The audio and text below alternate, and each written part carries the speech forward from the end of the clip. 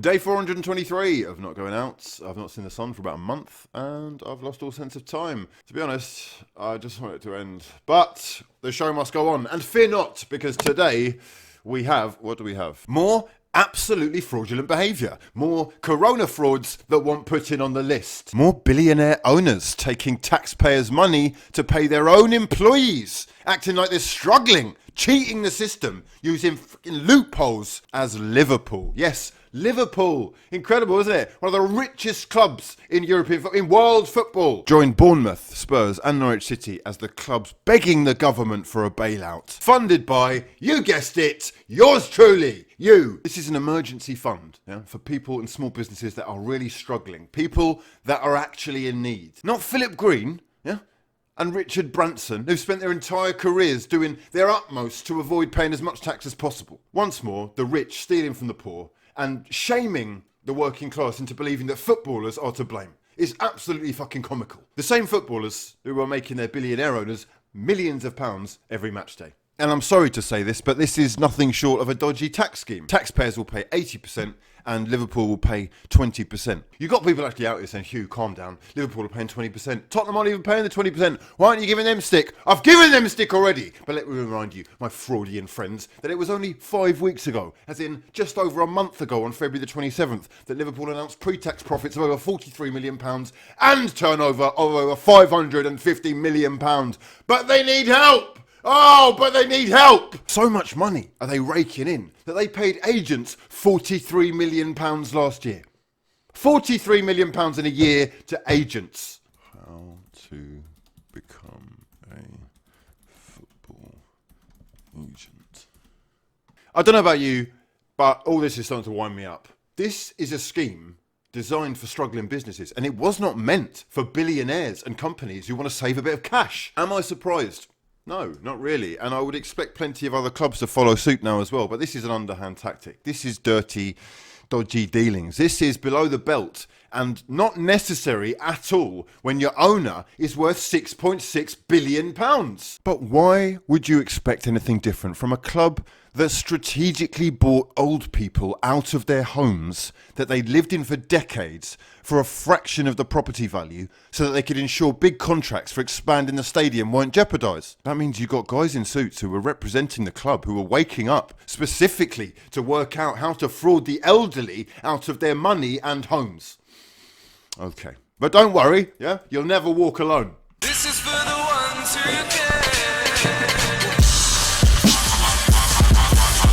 It's fucking awful, isn't it? The business of football is actually tainting so much of the good work that this game has done in the pursuit of money, cold hard cash, the killer of them all. It's massively fraudulent. And you have to ask yourself, if your owner is struggling financially after the game being postponed for just 3 weeks, then perhaps he shouldn't be buying football clubs. This is one of the richest clubs in the world, and they are having the taxpayer pay 80% of their non-playing staff's wages, when that money could be used for infinitely better reasons. Not to mention that the players could give at least some of their wages without even noticing the difference in their bank balance. They wouldn't even notice. Now, if you know me, I'm no fan of this guy. He lost me when he started spitting at kids. But when Jamie Carragher is giving his own club stick on Twitter, and he's actually got a bloody good point, you really do have to wonder. You really do. Unloading on Twitter. Jurgen Klopp showed compassion for all at the start of this pandemic, and he did. They're people's club. You never walk alone. Senior players heavily involved in Premier League players taking wage cuts, and that should be commended.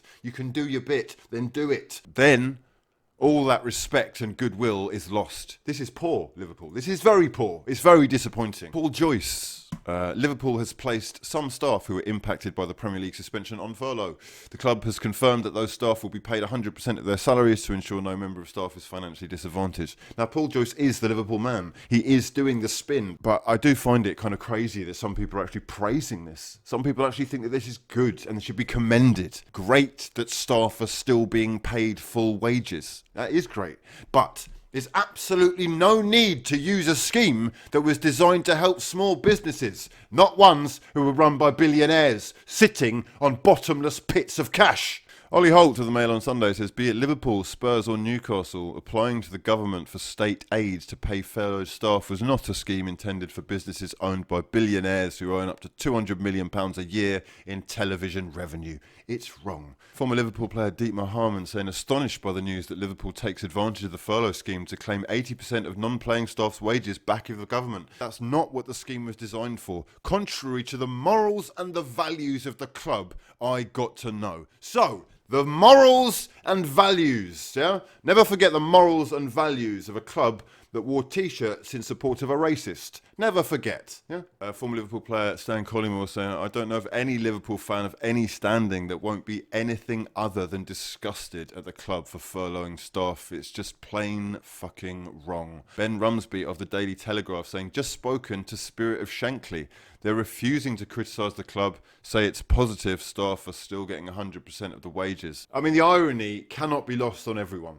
This is a very, very testing time, but we are seeing what people are made of, values-wise, we really are. And some people are determined to do their bit. England manager Gareth Southgate agreeing to take a 30% pay cut. Xavi Hernandez and his missus donating €1 million to a clinic who are specifically dealing with COVID-19. An incredible contribution there from the Spanish legend. Ronaldinho is actually still in jail in Paraguay, so I'm not sure that he's contributing that much. And money seems to be quite short for him as well, otherwise he wouldn't be travelling on fake passports trying to do dodgy deals himself. But we need to take a hard look at football and the direction it's going in. The business of football has developed into a minefield of potential problems. I hope you're well, love to your mothers, make sure you're all washing your hands and staying at least 2 feet away from the next person.